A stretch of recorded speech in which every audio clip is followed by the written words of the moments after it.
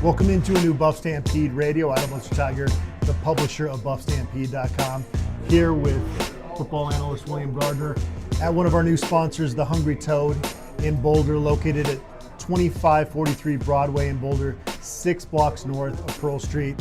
Before we hit record here, William, we've already had a chance to try some of the food items, and we're going to try some more after we get done. We needed a little break.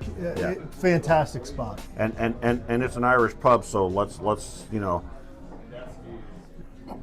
There it goes. Bakhtiari got nothing on me. Can I do that with a Diet Coke? Yeah, I don't think it has quite the same. But that'll get us going.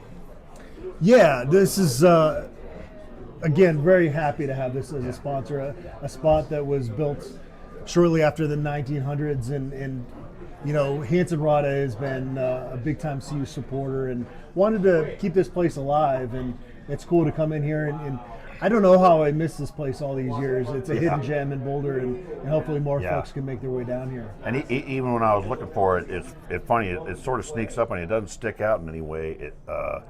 So I guess that's why people didn't know about it. So Travis Hunter, I don't know if you saw this, William, was out. He was on Fox Big Noon Kickoff and on College Game Day as well, and kind of revving up that Heisman campaign. That we're going to get into a lot of things we witnessed over this football program over the first 8 weeks. One of the disappointing things was when he got hurt, because that's when the Heisman chatter quieted, but it revved back up based on his performance in that Cincinnati game. Well, I think it's going to keep revving up. The more CU wins, the more he becomes visible. You know, they're not going to watch CU unless we're winning games. And as we go into this last stretch, I think everybody's eyes are going to be on the Buffs because, you know, I think everybody agrees we got a good shot at getting to 10 wins. And so whatever he does from here on out is going to be far more important than what he did in those couple of weeks where he missed a half of each game. And so I think with people watching, and now having been on the broadcast for both of the big midday Saturday football shows, I think everybody's going to be watching them. I thought what was fun about both of those shows was that they both had a former Heisman winner with him out there, and it was just kind of fun, especially when he and on the one show where all three of them did the Heisman pose Matt together. Leinart was out there, Matt Leinart and the running back. From well, I'm blanking on the name. Mark Ingram. Michigan State, right? Yeah. By the way, David is over here. He doesn't want to be on camera. He's a loyal Buff Stampede subscriber. We ran into another David Gardner, same last name. Yeah. And his wife, Deborah, I believe. And so it's been a fun time kind of catching up with folks. And just to see people's smiles on their face 8 weeks into a season is a little bit different, right? Well, and to see CU, even when we're not playing, to be spotlighted on the two national media shows in the middle of getting prepped. So I think it's already hitting. I'm already having trouble with words. But David, if the waitress comes back, we need another beer. I don't think we need another one. Look, I'm starting to turn red in the face there already. But it's fun to see CU, even though we're not playing a game, be relevant in the national media this week, and you know, we get spotlighted with Travis Hunter even when we're not playing a game. Yeah, no question. I titled this podcast "Bye Week Bliss Part 2." First bye week was bliss going in because Colorado had just come off one of the more improbable comebacks we've seen in program history. It feels a little different now, though. It's more established bliss. It's now you've got this bowl eligibility. Now you need to really reassess what not the team. I'm sure their goals were Big 12 championship all along, but maybe even for a lot of the longtime Buffs fans, kind of reassessing what can be possible now. And I felt the same was the case back in 2016. Well, I think coming off of that Baylor win, you kind of had question marks. It's like, well, we were lucky. Maybe not lucky. I don't know if that's the right word, but we were fortunate to be able to get that play at the end of the game with Wester and to win that game. And you sort of felt like, do we have question marks? A lot of those question marks have been answered with the last few weeks. And in my view, as we go forward, although we're watching Iowa State and Texas Tech, and that's a close one. But still looking at the 4 teams we got left, we are a better team than all 4 of them. So there's a real shot. I think the perspective is entirely different. We got the running game going. The defense has continued to really be fantastic and exert itself. So I really do think there's a lot of positive that's happened. We've had some commitments, so the momentum of the program in general is just really exciting and fun at this point. Whereas I think it was just, after that Baylor game, when we were still close to the Nebraska game, there was questions. Is there any concern? You mentioned the fact that Texas Tech is playing a football game right now. Colorado is taking a break, which they need to take. Yeah. They can't practice every day during this whole stretch. They've got to take some of that time when you get it. Is there any concern? Is that first quarter really important to kind of get that timing back against Texas Tech? Well, maybe. I don't know. I mean, I just noticed that over Adam's shoulder right up there, that's Kansas State and Houston. So maybe you can kind of see it back there. But so both of those games are playing here. But I think that I think this team understands the urgency of getting fast starts in games, and they really made that a focus the last couple of weeks. And I think they'll make that a focus the next couple of, this next week, getting ready for Texas Tech. And I think I don't know, generally speaking, it seems to me that bye weeks we come out a little slow, but maybe because it's a focus this time we don't. So I don't know that it matters. I think we've shown that we're a second half team for the most part. But I think given what we have on this team, I just look forward to coming out and there's a focus now. I think, and I don't know how much to make of this, and I don't know how much it means to the kids, but sort of if you watched before and after the game playing for Webb Walker, who got diagnosed with cancer, and I was there when Sal and Nessie got cancer, and it's one of those things that was very organic. The coaches didn't have to push us. He was our friend, and we cared about him. We played for him, and I think that there's a certain element of that happening with this team as well.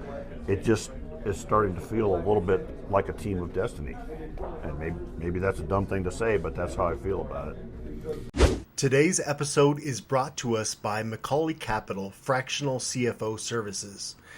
Is your business looking for financial guidance and support but not yet big enough to hire a full-time CFO?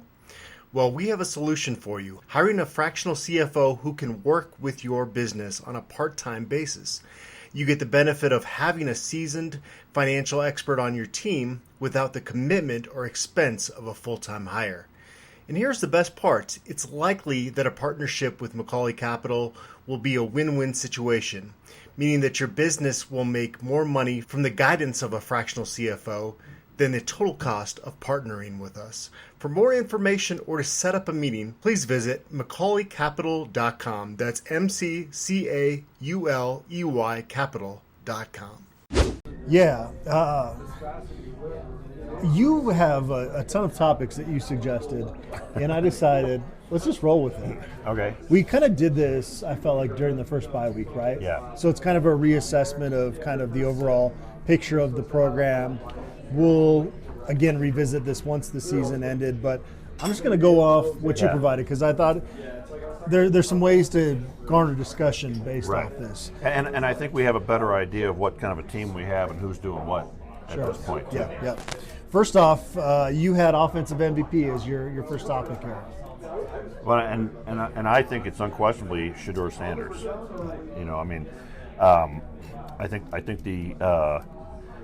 I think we'll have more controversy on the other side of the ball and maybe for overall MVP, but I think on the offense, quite clearly the person that makes us go is Shedeur Sanders. And I think not just with his arm, but he has very clearly changed his game to the extent that he's getting rid of the ball quicker. He's not holding on. He's not running into some of those sacks that he used to get to, and I think that he and Shermer have talked about that. But he is quite clearly the one that makes this offense go, and I was struck as well by his leadership in the television broadcast of the last game. They talked about how Hank Zelinskas had struggled with his early snaps in the previous game, and Shedeur Sanders went up to him on the bench and said, "Look, you'll get this back because you're a great player." and he leads in quiet ways that we don't necessarily see, and I think that leadership is almost as important as his play on the field. And part of what a quarterback does for an offensive line, as an old offensive line coach, is first of all, they have to want to protect that guy, and leadership is where you get people to do things because they want to do them for you, not out of fear from yelling and screaming. And I think Shedeur brings out that kind of loyalty in players, that they really want to do that extra little bit so that he's successful as well as they are. So I think he's clearly, to me, is the offensive MVP on this team. You can see all my notes here, so Yeah. you can see if I agree with you or not. Shedeur Sanders is my pick as well there. He's on pace to throw for 3,886 yards and 32 touchdowns. Last year, if you remember, he broke CU's single-season passing record, passing Cephalufau.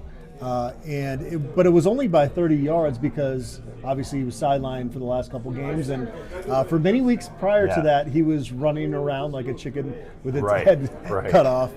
So he's on pace to break his own record there by a pretty substantial margin. Now you have another record that he's chasing, and that's Cephalufau, who holds the record for most passing touchdowns in a season. And right now that is 30. And Shedeur is on pace for 32. So if he keeps going at this rate, he's going to kind of break that, and he's going to break his own quarterback rating record from last year as well. So it's pretty special stuff. And on top of all that, for the first time last week, we actually ran the ball more times than we passed it. Yep. Which plays into that in some way, but I think for those who we had a lot of pushback against people said, don't run the ball, you got to give the ball to Shedeur, but when you run it effectively, it makes it easier for him to do his job. Yeah. You kind of wanted some other candidates to be thrown out in these categories, right? Well, I just sort of thought that we might talk about who would be other guys that would be in the conversation, because I think that's interesting in terms of who else is really participating in this offense. Well, Travis could kind of sweep this whole thing if we really wanted to do that, right? Right. I mean, Travis Hunter, it almost you need a new category for him. Yeah. Otherwise, nobody else gets an award. But so that goes without saying. I think that LaJohntay Wester is the guy that jumps out to me as the guy that really has been the spark plug, and especially when Travis was out. And if I was to pick a guy looking forward, who do I think is going to be the MVP on offense in the next 4 games? I'm picking Isaiah Gustav, because I think both he and Shermer have got his rhythm down, and I think he's going to explode in the next 4 games. All right. You know that I need a 100-yard game out of him, right? For my bet with Brian. What was the bet? I got to get 100-yard rusher. It has to be an individual. Yeah. And what? So it could theoretically be down 8. And what's the stakes? Dinner wherever we want in Boulder. All right. So we're going to the Boulder Chop House of Isaiah Augusta. Someplace really expensive. No, I wouldn't do that to Brian, but get the most expensive. Hey waitress, what's the most expensive thing on the menu? Bring 2 of them. Put them on the Underhills. All right, defensive MVP. I'll let you go first. I think I think most people, the obvious answer is Travis Hunter. I honest to God think that Nikhai Hill-Green might be the guy. Are you looking at my notes? I'm not. But then the other guy that I don't think people will mention, who I think ought to get, and we might have, I think we're doing an unsung heroes thing, but the other guy is Chidozie Nwankwo, who the reason why Hill-Green is able to do what he's able to do is because Nwankwo and the rest of the defensive linemen are dominating up front. And I don't know that I've ever seen anything quite like that 4th down stop last week. And if you watch it close and you slow it down, he takes the center and he chucks him to the ground. And he pushes the whole damn pile. He pushes the whole damn pile backwards by himself. And it's the damnedest thing I ever saw. So I think I kind of have to go with Nikhai Hill-Green, though, because he's playing, frankly, to me at an All-America level, and what he's doing out there on defense. I put a play up on our board that showed him diagnosing a play and working his way through blockers and making a tackle for a loss. And any one of those 3 guys, I think. And I don't know, I guess there's an argument to be made for Cameron Silmon-Carrigan, too. I even threw DJ McKinney and Bentley in there because there have been a lot of impactful guys defensively, but I had Nikhai Hill-Green as well. And Hodges.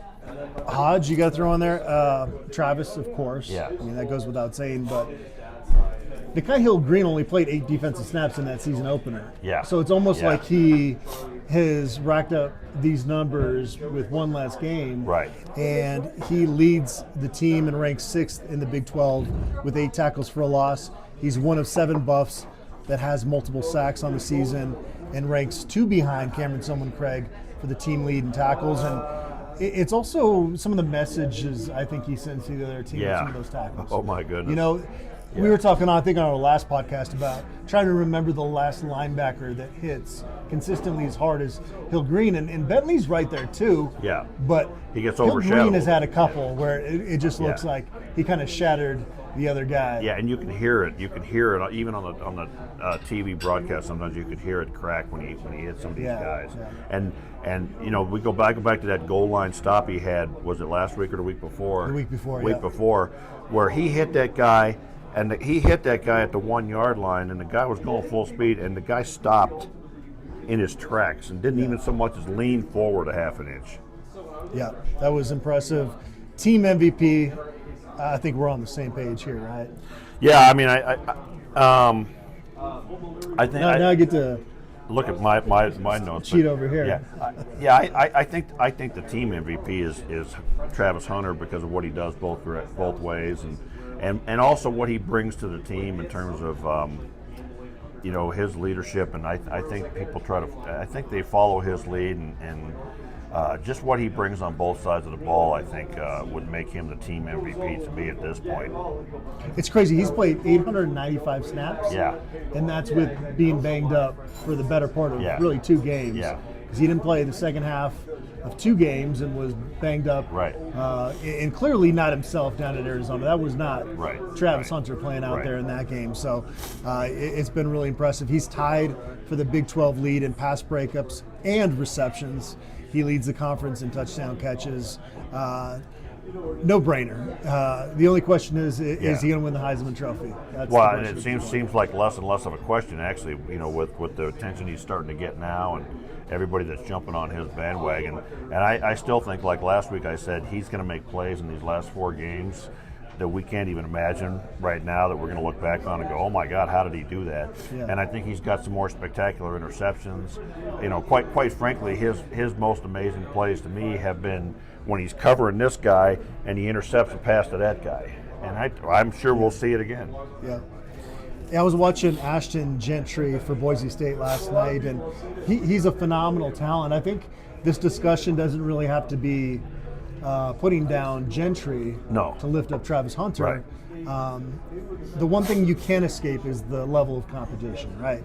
Yeah. And that's something that I think at the end of the day, if Travis Hunter stays healthy the next 4 games, that he will be the selection, and that will be a part of the equation. Is this is somebody that's done it against power conference opponents. And like it or not, it also had to coincide with CU winning games, because if we were a 4-win team, he's not getting it.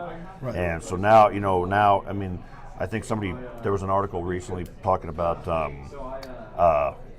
how many Heisman winners there have been from 8-win teams, and I think it was like only 3 or 4.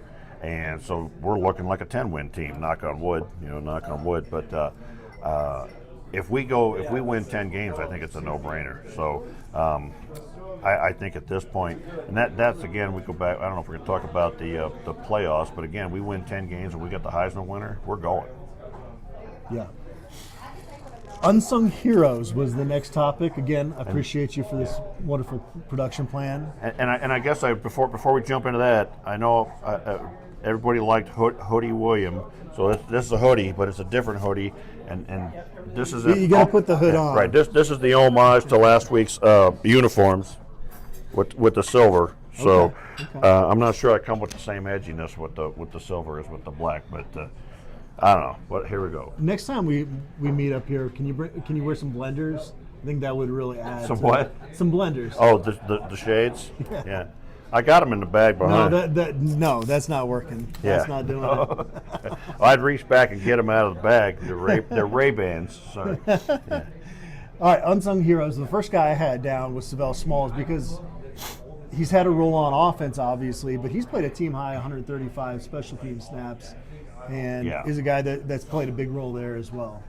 And I got to go back to Chidoze Nwankwo, and I also would throw Shane Cokes in there. Quite frankly, that whole defensive line, I think people expect that in order for a defensive line to be effective, they have to have statistics. In other words, tackles for losses and sacks and things like that. And that I think that's a basic misunderstanding of the modern game of football.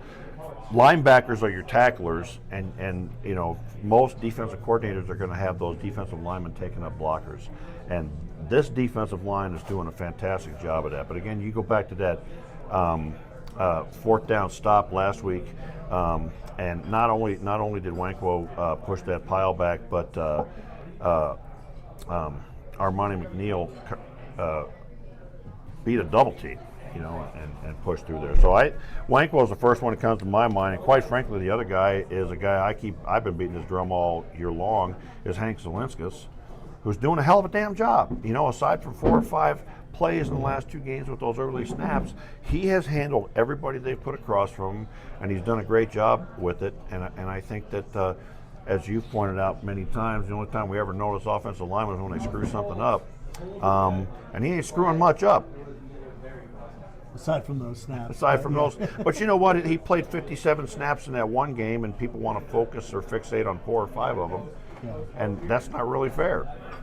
Well, we saw Shedeur, and we talked about this on our last podcast as well, is that, you know, there is sometimes maybe a communication issue that's not always 100% on the center, and sometimes there's other things going on. You do need to see that figured out for these last 4 games, because even one of those could potentially be a really big issue. Well, when it's a false hitch in the snap, and what I mean by that is he moves it and then he snaps it. That's on him entirely. Okay, that's a false start. Okay, and he's done that a couple of times. I think he's done that 3 times over the course of the season. Those early snaps, I don't know what that's about, but I do think it's a communication issue, and I propose to you possibly, you know, when Shedeur's yelling at those other players, maybe Zelinskas hears something that sounds like the snap count. But I'm sure they're probably focused on it the last 2 weeks, and I don't expect to see it again. So. Next on my list was Colton Hood. He's second behind Savell Smalls with 122 special teams plays. And then every time it seems like he's put in the game, he makes a big play. Yeah. Whether that's an interception or a tackle, he's a very aggressive player. And do you have him on another list over there? No, go ahead. I was just looking at the roster, but I wasn't going to pick him as an unsung guy because he had 2 interceptions in the last 2 weeks, and he's kind of really forced himself to be sung, I guess. But he's not a starter, right? Right. And for somebody to be ready to make a play, come and cold off the sidelines from time to time, you know, that's a special skill set, because that's not an easy thing to do. It's almost like a relief pitcher coming in there to help out the team. Yeah, and I was trying to think of who was the defensive back that put the big hit on that kickoff coverage last week. Ben Finiseth had one. Yeah, Ben Finiseth is one. A lot of those guys on the special teams are. Brendan Gant had one. Brendan Gant is the one I was thinking of. Had that massive hit, and you know, here's a guy who's a senior, transferred in here with the expectations of lots of playing time, and he's not getting that playing time. But when he gets the opportunity, he goes in and he makes something happen. And that to me is the definition of an unsung hero, because you know it's like Coach Prime said about Wade, I think, the defensive end. He said, you know, he didn't cry about it, he didn't piss and moan about it. He just worked harder and got out there and made plays and made it happen. So, I know how much you love Pro Football Focus, so I'm going to throw this name at you. I'm not allowed to talk about that. Just to see your reaction here. Philip Houston. Is he an unsung hero at this point? Well, I think he's growing on me, and I think he's growing in that position at right tackle. I think he struggled initially, and I think he still is a little bit soft in his pass protection sometimes against power rushing defensive ends. But I think he's getting better week by week. And was it 5 starts now or 4? I can't recall, but 5 sounds right. But he's getting better in that, and he's meshing. What I like about both tackles is it doesn't matter which guard is next to him; they're both getting their job done. And you know, you can't argue with over 100 yards rushing in the last 2 games and 2 sacks total in the last 2 games. So I think Philip Houston is a guy certainly that is one of those. as well. I threw B.J. Green in there, and that's maybe a stretch, but he has 22 quarterback pressures, 7 tackles for a loss, 3 sacks, a forced fumble, a fumble recovery. It's almost like he's a little bit more lost on a team that has a ton of stars, though. Well, I would put both him and Samuel Okunlola in the unsung heroes, because these guys are playing at a heroic level against the run, and you don't see it because they don't make the tackle, and people may think, well, that doesn't make any sense. But my point is this: is like when a team runs to the right, for example, and they want to go off tackle, but Samuel Okunlola turns it back in because he's where he's supposed to be, and Nakai Hill-Green makes the tackle. Nakai Hill-Green gets the stat, but the guy that made that happen is Samuel Okunlola, or on the other direction is B.J. Green. So those two guys have been so stout and so powerful against the run that's a huge factor in the success of our run defense. You know, and I don't know, you know what, if we're going to talk about unsung heroes, how about we throw Coach Dancy. Coach Dancy out there, because he has taken those edge players and they are just phenomenal in both facets of the game. Yeah. And you know, I think everybody talked about even on the TV broadcast, Coach Sapp. Well, Coach Dancy and Coach Lewis are also part of making that defensive front super effective as well. So I'd throw both of those names in there as coaches. Continuing on the William Gardner production plan here. Yeah. I didn't put a rant into the list though, so you're gonna have to come up with something. I don't know. We gotta get score updates over here. I got to push a button. We've got Kansas State 13-10. Okay. Okay. And UCF is like 49 to 12 over Arizona. Okay. So Some Big 12 action going on today. Yeah. Who are the biggest, most important plays of the year so far? Well, I think obviously it starts and ends with maybe not ends, but starts with that Hail Mary at the end of Baylor, which is one of the more, I guess, I was going to say one of the more improbable things I've ever seen, but I guess that's what makes a Hail Mary so special, is because it's so improbable. In all my 40 plus years, 50, 60, 70 plus years of watching college football, I can only think of 3 of those. One's the Boston College, and both the other 2 were with CU. So I think that's going to go one of those plays that goes down. I don't know if it'll be as famous as the one at Michigan way back in the day, but that's huge. Every time I see that replay, how LeJohntay Wester plays that. Yeah. The timing of that. He just kind of sneaks behind that guy and just comes back. It's like the guy forgot about him back there. But a split second here or there, and that's not a completion. But it also talks about the trust and the communication between Shedeur and LeJohntay Wester. That Shedeur put that ball in a certain spot where LeJohntay Wester was not supposed to be. On that route, they're supposed to be running straight down into the corner, but Shedeur Sanders got outside and watched his wide receiver and knew what he was going to do and put him in that spot to where LeJohntay Wester could adjust and go get that ball. So both ends of that play are just really phenomenal and unbelievable. The fourth down stop.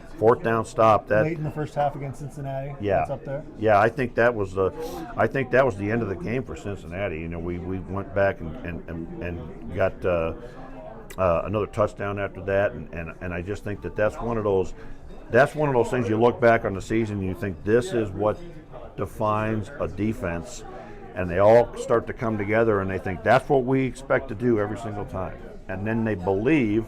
And every single guy on that defense on that particular play did their job to their utmost ability. And I could go down the list. Amari McNeil beats the double team. And how many times in the last 10 years have we watched our defensive linemen get blown off by a double team, put on skates, and blown out of the picture, and then Chidozie takes that center and he just flings him to the ground. It's the damnedest thing. I've watched that play over and over because and he just like he's the Hulk. He just takes that whole pile and pushes it backwards. And then Cameron Somon Craig comes in. Nakai Hill-Green had already snuck in. You kind of have to watch the play carefully, but he gets underneath the pile and grabs the quarterback's legs and stops him. And then Silmon Craig comes in and finishes out on top, and it's just really fantastic team defense. And so those are the two plays that leap immediately to mind for you. Yeah, or I for mean, me.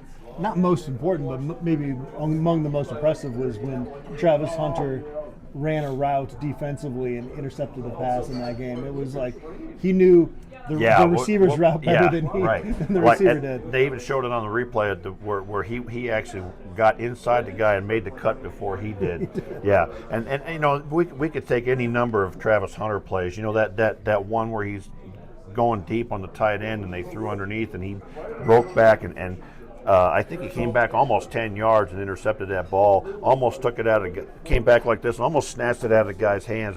And what I love about that play when I watch it over again is that receiver's like, because he didn't see him coming, he had no idea. That guy was so sure he was going to catch that ball, and then Travis Hunter came out of nowhere and made that interception. I mean, going back to most important, the forced fumble by Travis. Yeah, oh my goodness. Baylor, yeah. Which is... kind of gets lost in the shuffle. It kind of gets lost, but without that play, it's an entirely different season. Yeah, and that was, inches away from being a touchdown. Yeah, well, I mean, they had to review it. They had to review it, yeah. Upstairs a couple of times to make sure that he wasn't over the line of scrimmage. I mean, and it's funny how a play as big as that can kind of get lost in the excitement of a good season.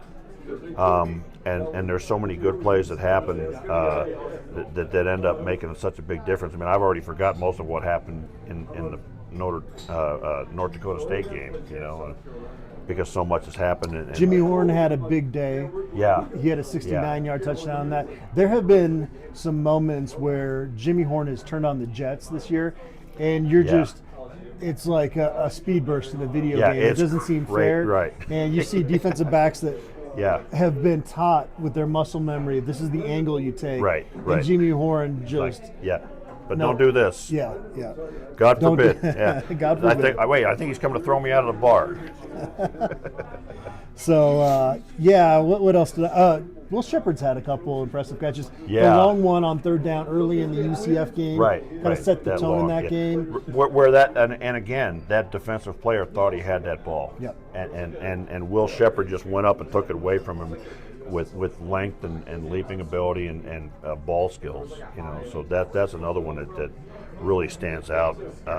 His catch against U of A, they had to review that. They thought that was initially not going to be a touchdown. They go back and give it to him there. So those are some of the plays that stand out when I think back to these first 8 games. You asked, what is the primary narrative of the first 8 games?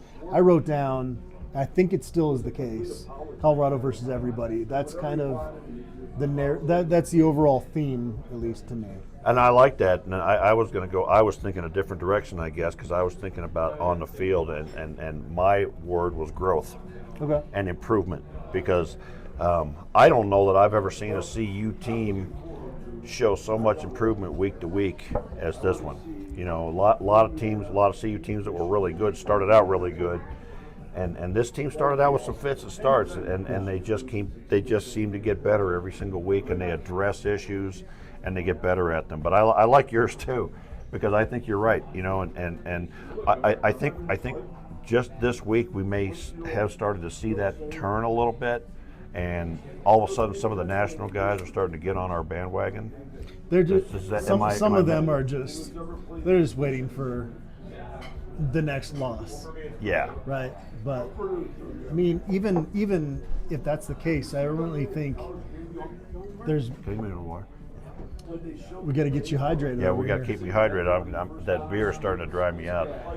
But no, I think the haters are just lying in the weeds. I think so too, and I think there's a lot of those guys that are just not going to ever come on board. No matter what we do and give credit.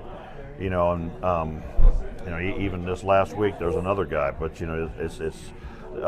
there's sort of a certain lack of respect for Coach Prime out there that just still seems to miss. Well, I have a feeling for what it is in reality, so it doesn't really mystify me that much. But I think, as is the case in a lot of areas in American culture, a guy like Coach Prime has to prove more than the other guy that doesn't look like him. And If you don't like that, that's your problem. But I think that there's just a lack of respect for Coach Prime that you would never see aimed at Kirby at Georgia or Kirby Smart or Kalen DeBoer or can't remember the guy at Nebraska, his name, and I don't want to say the other guy's name up in the Pacific Northwest. Should we transition into the rant segment? Into the rant segment, I didn't schedule a rant segment, so you're gonna have to push the buttons and get me there. But there's just a lack of respect that they're still not showing. Thank you so much, David. But that they're still not showing to Coach Prime, and I wonder, if and I always say if because I'm superstitious, and those of you that are predicting 10 wins and everything are talking about go outside, turn around 3 times and spit because you can't tempt the gods. If we get 10 wins, are they going to give Coach Prime the respect he deserves? I don't know. We'll see. It'd be interesting to see. 10 wins is a big number. It is. That would be a big number. Biggest controversy so far. I was struggling with this one, William. I thought of the fact they played man coverage against Kansas State late with a 4-point lead. We talked about it after the game. I actually agree with their decision to do that. I just remember that drew a lot of external commentary on the social media machine. Yeah. But and your favorite quarterback hadn't really made a play downfield all game. Right. And you trust these corners, and it was a perfect throw, a nice catch. Yeah, And that's a tip your cap type of moment, I feel like, as a football team. Right. I didn't have an issue with that. Did you have something else as far as controversy? Well, again, so like on the last question, you sort of went with a different angle than I did, and I guess the biggest controversy to me was more off the field with the Sean Keeler thing with Coach Prime and how. And it was actually bigger than that, but just the variety of ways that they just sort of went after him and his family in the first 2 weeks of the season was crazy to me, And so I think that was the biggest controversy. I don't feel like a whole lot of controversy. I think there was some controversy about whether we should run the ball more early on, and some people were saying, you can put the ball in Shador's hands. And those of us who know football, and that's a condescending thing to say, but understand that you make Shador's job easier when you run the ball more because you make a defense be honest. And I think we saw that last week where we finally ran the ball more times than we passed, and it frankly looked like a very easy game for Shador to me. Yeah. Who is right about something? Where should I start? Are you talking about yourself? I was going to throw this out to Coach Prime. He was right about hiring Robert Livingston. Yeah, oh my goodness, yeah. I don't... Keeping Shermer? There wasn't a ton of controversy over that, but there was a thought of, this guy hasn't done it before. Pat Shermer, you've got the whole Broncos stuff that, again, like... Bringing in Lode Holt as a new coach was a huge... on there, yeah. He was right with those hires, and it was, as he said, right after the season ended, the main thing I learned from my first year coaching at the University of Colorado is I got to pick the people that I want to pick for these roles. And that's what he did. Right. That's worked out really well. And you got to have people that reflect what you want to do as a head coach and as a person and what you want to do with your players and things like that. And so I think there's a lot of angst over the summer about these two coordinators for a variety of different reasons. And you got to say, Coach Prime was right on both counts as far as I'm concerned. A lot of people still don't like Pat Shermer, but I can't complain about this offense. Especially in the last couple of weeks, right? Right. Well, okay, which goes right into who was right. I said run the ball with Isaiah Augusta from that open practice in Denver. I said, this is the guy. You got to feed this guy the ball.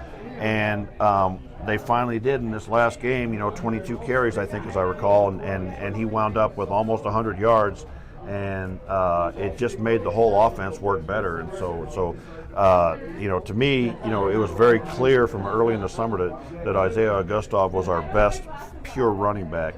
If you take, I don't know if there are other things in the bargain about pass protection and what have you, but so that's one thing to me And then I was talking a lot early on about how well Khalil Benson was playing. It's great to see him come back and Maris come back at those two guard spots and really play well the last couple of weeks and just kind of be dominant up there. Well, congratulations. Yeah. Well, yeah. What were you right about? Or what were you wrong about? I thought I was wrong about something. Well, all the haters were clearly wrong. About a lot of things, I think. Yeah. And I think. Well, I'll tell you another thing that I said 9 wins before the season, and now it's just looking like 9 would almost be a disappointment. So but I think I don't know. I'm trying to think back. There's so many predictions and so many things have happened. It's hard to think back to early in the season to what we were saying and doing. Well, one thing that's interesting is just the perception of this program. There was a national reporter that I was riding down the elevator with, and actually I think Brian Howell made this comment too, to me this fall. And the message was, it's a lot more disciplined and normal around here than a lot of people want to make it out to be when they see celebrities and famous hip hop stars on the sideline of games. And it really is first a disciplined program. Yeah. And we've seen that, and I guess that'll transition us in a minute here to the biggest disappointments. And a guy like Tyler Johnson that comes in with this resume that you assume is going to be starting at one spot on that offensive line. But if you don't back it up with that practice performance, you're not going to you will not get in there. And that's, I think, it was frustrating, circling back to Isaiah Augusta, it was frustrating for a lot of us that he wasn't getting more carries because you could see the pure talent there. But it really was Dallin Hayden and Charlie Alford all based on practice performance. And so you have this weird dance that you do as a coach that Coach Prime is very much slanted in the sense of, I'm going to play who shows me in practice. But after Isaiah Augusta had that fumble against CSU, he told Coach Flea, that's not going to happen again. And I like that the staff says, okay, you're going to be a man of your word going forward. Shot. You're going to get another shot. Not in that game, but he has kind of lived up to it since then. So, and I think going back to your point about this being a very disciplined team, it shows off the field too. It's like I go back. If we had the kind of off the field junk going on that Georgia has going on, they would burn us to the ground in the national media. But we have nothing. We have nothing. Our students have our players have the highest GPA in the history of the program. They don't get in trouble off the field. They go to elementary schools and help kids out, for Christ's sakes, But do you see that kind of stuff? So that goes back to me to the kind of program that Coach Prime is running and the discipline that he has on it. And I did think about you asked me what was I wrong about, and I don't know if I was wrong about this. But maybe I was overly cautious about Jordan Seaton. Okay.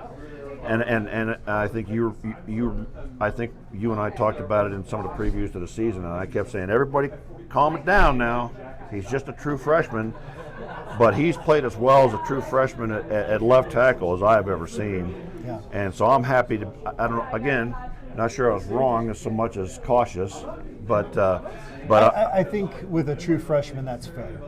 Yeah, and I think you'd rather set the bar low and then it's kind of like expectations or resentments waiting to happen. That's a situation where expect there to be growing pains with him, and there have been, but a lot less than I expected as well. And I think in these last 4 games, he's going to explode and be one of the better offensive tackles in the country because he's got all that experience behind him and now a week to take off and kind of work on some of those things that he's learned in the first 8 games, and I expect really big things from him in the last 4 games.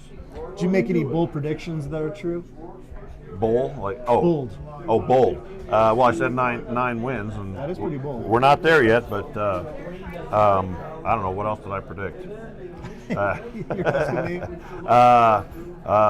You wrote this production plan, if I can remind you of that. Right, but I was supposed to throw it out there. These are supposed to be like questions coming from the crowd. We've got to answer them on the spot. The only thing I can recall that we made real bold predictions about was wins and losses. Well, the one thing I had jotted down here is that I got looked at like I was the biggest homer for saying this with national stuff, and I said the floor for this team is bowl eligibility. Yeah, right. 6 wins is Right. the floor. Right. Because last year they weren't that far away from that. Right. And certain areas of the team were at times a disaster. Right. And whether or not those revamped units were going to be perfect, probably Right. not, but they were going to be so much better last year that 6 wins was where Right. this team was kind of the they would have had to have catastrophic injuries to not reach 6 wins this Well, year. and that's what I said. I think I've said from the beginning that 6 wins would be a disappointment to me. Yeah. And so, but that, as you were talking right there, it made me think of some of the things. So, like a big surprise to me, I never saw Nakai Hill-Green being this guy that he is now, and we were supposed to get the other guy, and he sucks. Yeah. I mean, what looked like a loss in the off season ended up being a big win. Yeah. Yep. You It kind of reminds me, remember Davis Webb Oh my was God. set to transfer to Colorado, Yeah. signed his financial aid Yeah. agreement, and Mike McIntyre throughout spring ball was like, no, we still expect him to come, Yeah. and he doesn't come. He ends up at Cal, and Sefo Lufau makes this miraculous recovery Well, and from that was sprained because injury. nobody thought he was going to be able to play. No. Yeah. And then they ended go up on being to win 10 games. And you go back to that 2016 team, and most people will say Philip Lindsay, but I still believe the heart and soul of that team was Sefo Lufau. Yeah. You know. And Phillip and Yeah. Cheeto Bay, those three Yeah. guys was kind of the heartbeat, Yeah. I think, of that team. And a veteran offensive line and a lot of seniors. Yeah.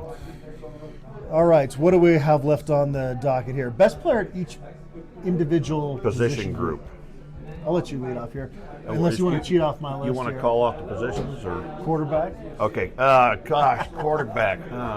Let me think on that one. Let me get back to you on that one. I think that one's pretty obvious. Maybe we should pick who's the second best and have some controversy. We know running back is Augusta. Yeah, I'm picking Isaiah Augusta all day long. Receiver has to be Travis. Yeah. You I hesitated. almost feel like we ought to take Travis out of categories and make a Travis category. Like superheroes.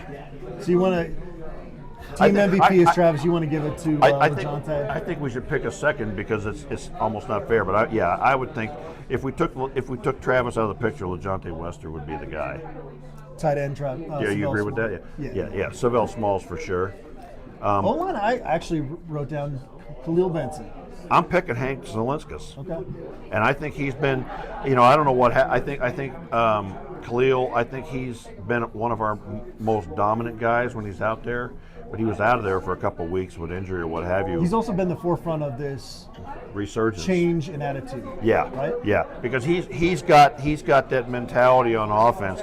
He plays with a linebacker mentality on offense, and he's not going to take any crap. And I'll still keep going. 10 years from now, I'll still be talking about that CSU game where that guy cheap shot at Shador and Khalil Benson chased him 5 yards off the field to get in his face. But I got to go with Hank Zelinskas. Has played steady and strong for all 8 games. I think he had a rough game against Nebraska, but who didn't?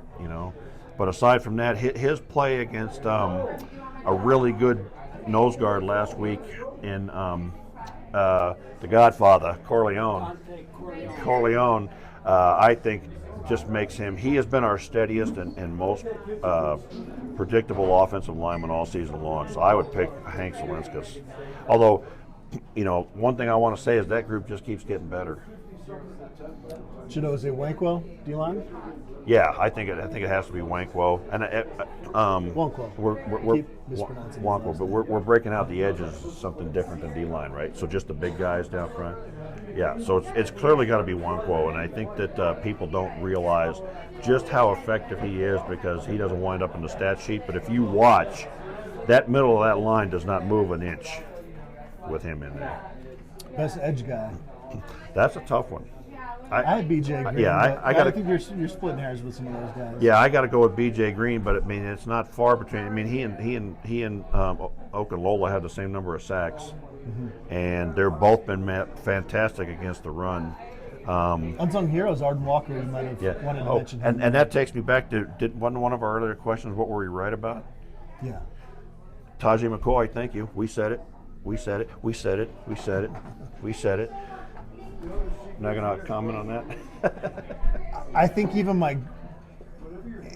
somebody that doesn't even know football could watch that young man get off the line and think that he was going to be pretty special. So Yeah. I don't want to take too much credit because he's the one that has just unbelievable get-off speed. Right, that first step is just And crazy.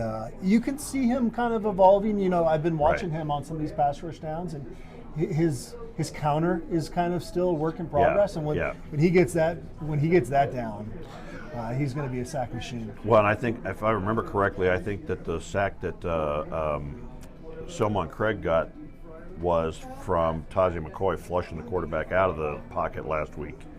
So even when he doesn't get the stat, he's helping somebody else get that sack. So he's one going back to that, what were we right about sort of thing. But and you know, we'll see who's back next year. But man, you know, and Tajay McCoy is another one in the last 4 games who might really explode.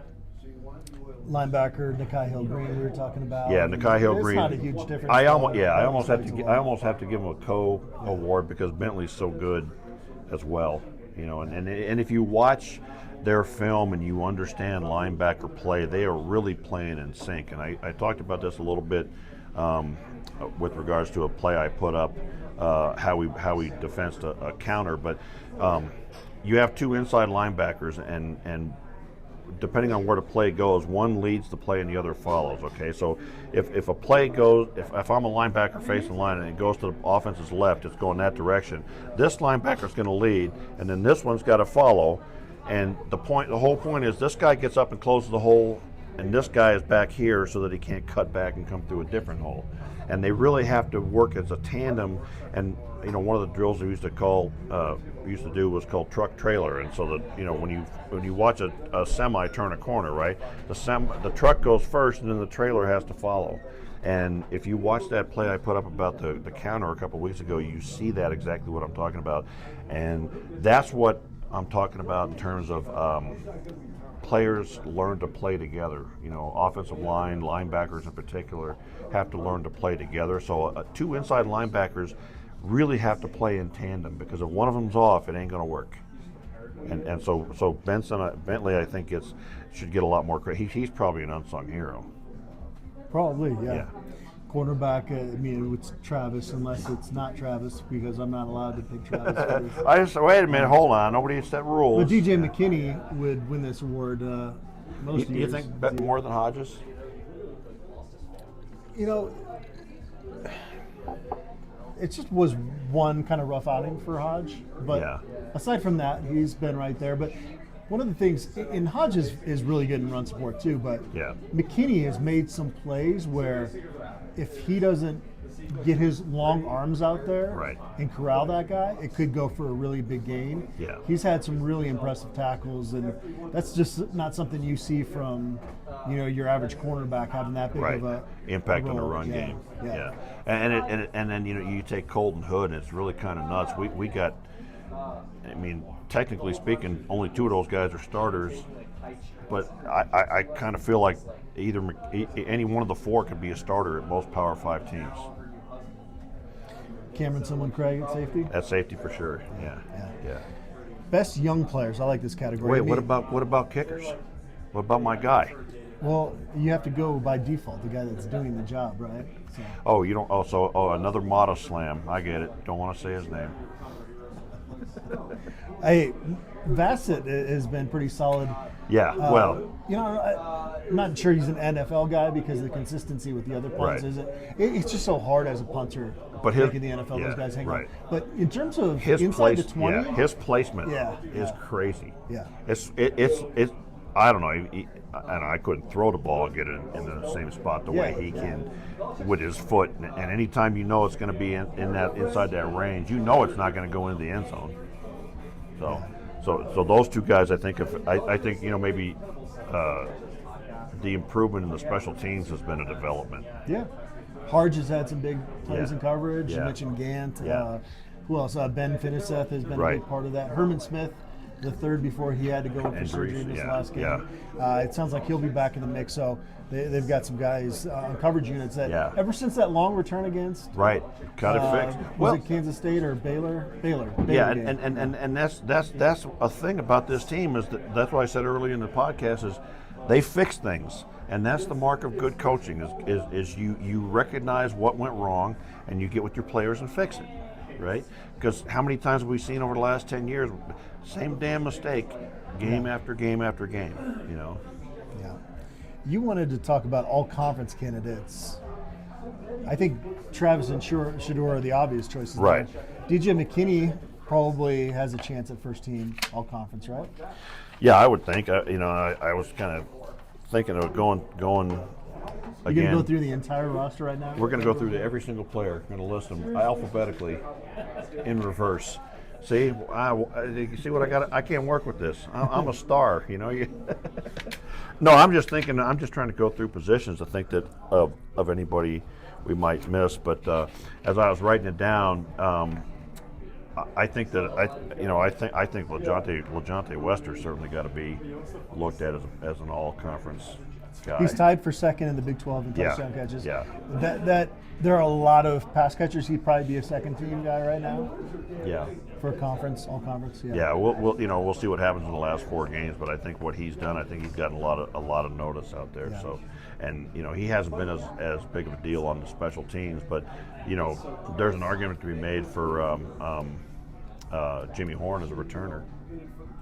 Yeah, I don't know if he's gotten enough opportunities, but we got 4 more games. But I don't know how many opportunities anybody else has either, since there's not that lot of kickoff returning anymore. But CU kind of helps that because they don't get those touchdowns.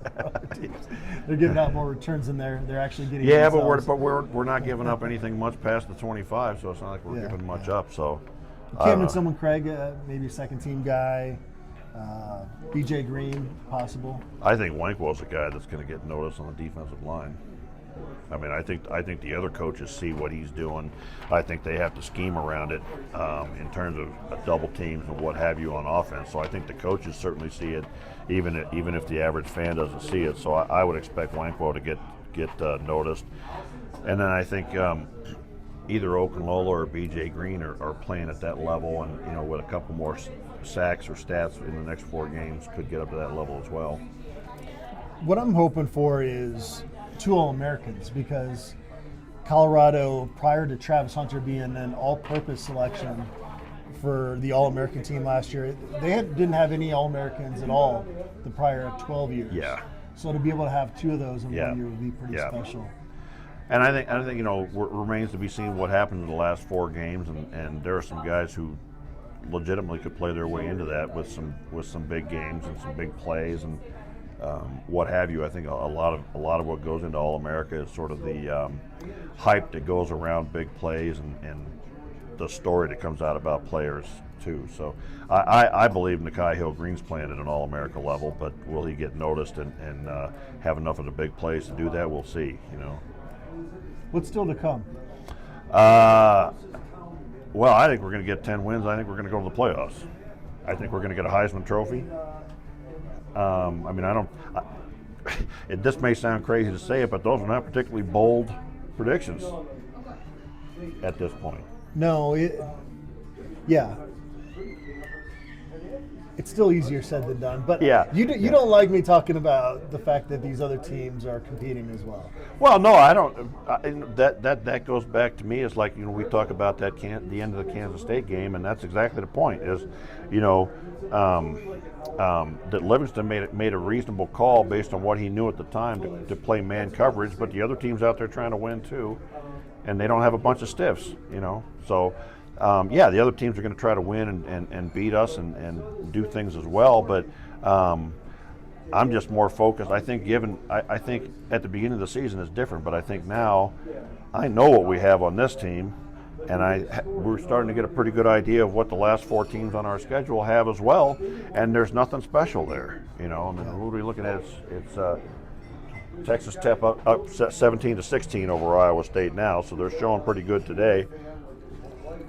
But I don't think they have anything that can beat us. I think if we played Kansas State again, we'd beat them. I think if we played Nebraska again, we'd beat them because we have fixed some things and we are rolling. So really, to me, if we come out and play our game like we did, against UCF, against Arizona, against Cincinnati, I don't think any of these teams left can beat us. If it's not the college football playoff, it would probably be the Alamo Bowl or the Holiday Bowl.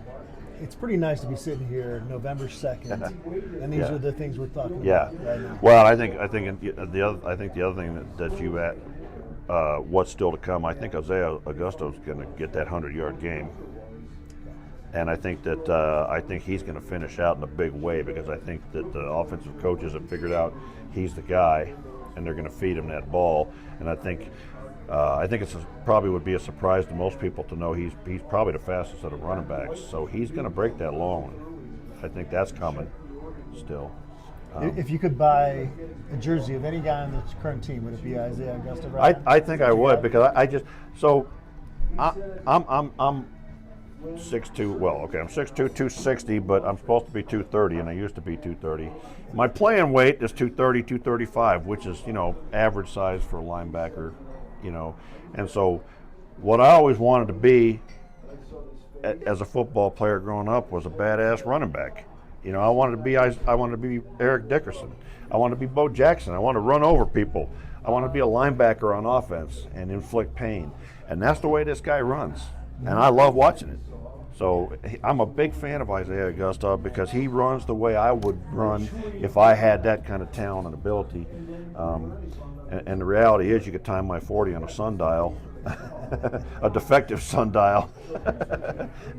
But it was never a problem. I'll hit you. I just can't catch you. Well, we've got to get into some shepherd's pies, maybe some fish and chips here. We don't know. You didn't push the button to get the rant, though. What? It's different when we're in person. For some reason, when I can see you on Zoom, I can lock into your soul and find that button to push. Well, that's true because like when I always have to watch. I'm usually watching you on the screen, and so somebody on the comments last week said I got to put my screen on a box and I got to turn the dang fan off over my head and I got to do all these other like holy crap, maybe this is not the podcast for you. I don't know, but when I'm watching it, I've got my camera there and I got all my information up here, and so sometimes when I'm ranting and raving, it takes me a minute to notice that you're laughing at me. And everybody else is laughing. Yeah. And like that one time, even guys were like, hey, what the hell are you laughing at, man? Well, Adam, I can interject here. The Hungry Toad is famous for having viewing parties for soccer, football. There you go. And yes, the Hungry What Toad. William thought about European footy. Hey, I think we made that clear on last week's podcast. The European footy. But yeah, if you want to come down and watch some soccer, this is an awesome spot. We appreciate the Hungry Toad for taking care of us today and for being a sponsor of this podcast. And right behind us is the blonde-haired girl that plays quarterback for Kansas State. Maybe we should keep rolling. We're just getting started with you. Maybe the beer is kicking in. Maybe you should have got me that second beer. All right. Well, I appreciate you, William. Yeah. This is a good second bye-week check-in, and as we always do, we'll keep you updated week by week with William Gardner as we go down what's hopefully a magical stretch for the Colorado Buffaloes football program. Thanks for tuning in.